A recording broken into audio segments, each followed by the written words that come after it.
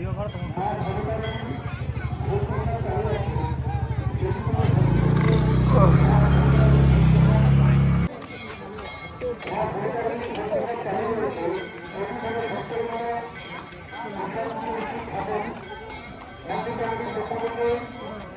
অবশ্যই মাঠ মন্দিরের মধ্যে চলে আসুন।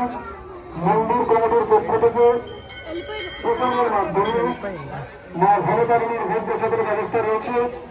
আপনারা মন্দির কমিটির যদি কেউ ভক্তবৃন্দ মা ভবতারিণীর ভোগ প্রসাদ নিতে ইচ্ছুক থাকেন অনুগ্রহ করে চলে আসুন।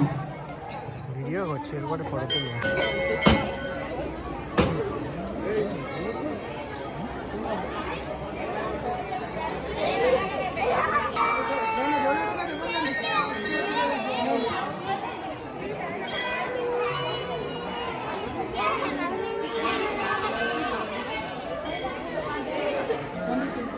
Hey,